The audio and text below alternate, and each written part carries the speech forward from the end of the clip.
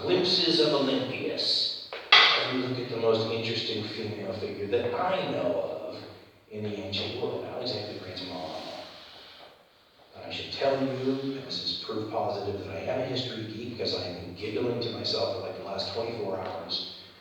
I've been reading the historian Elizabeth Carney's book. She's the only one who I think actually put a book out specifically about Olympias, Alexander's mom. It's called Olympias.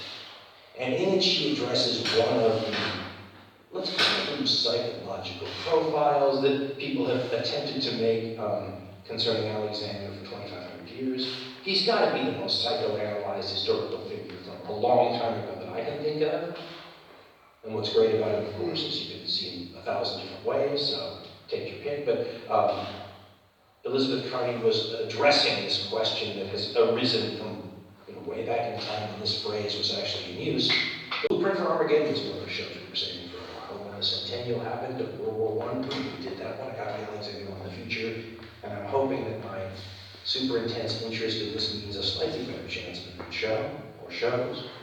So I'm not going to get too deeply into a bunch of stuff. I'm saving for that someday. I will say, and this is a little bit of a tangent, in this story that I usually point out is the most unbelievable, interesting historical tale of all time, because whatever is true, whatever isn't, that there's only been 2 movies attempted by Hollywood, or at least released by Hollywood on this story. It's incredible, just incredible to me. One was in 1956, and Richard Burton was Alexander the Great.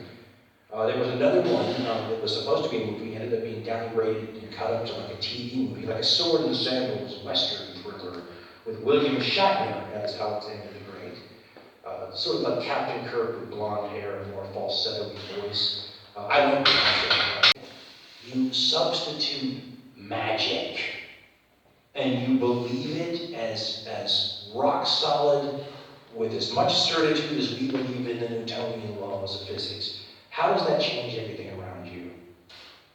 And when you start thinking about it for a while, you go, wait a minute. I mean, for example, in this world we live in now, you have many different competing views on reality. And you can almost treat it like a buffet. You can say, I accept the hard sciences here, but I'm still into astrology over there, and I'm Catholic, so I believe in that, but I also just subscribe to this. I mean, you can be able, you have lots to choose from. There are arguments on all sides. It's a buffet of intellectual reality orientation for yourself.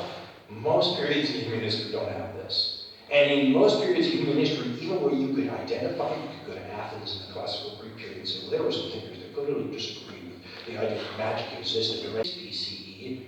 Father of Alexander the Great, dynastic heir to the Argead kings who trace their lineage to Heracles, son of the Temenid family from Argos that had ruled Macedonia since the 8th century BCE, unifier of Greece, author of Greece's first federal constitution, creator of the first national state in Europe, the first general of the Greek imperial age, founder of Europe's first great land empire, and Greece's greatest general, was one of the preeminent statesmen of the ancient world. It was Philip who saved Macedonia from disintegration, military occupation, and eventual destruction by securing it against external enemies and by bringing into existence Europe's first national territorial state, an entirely new form of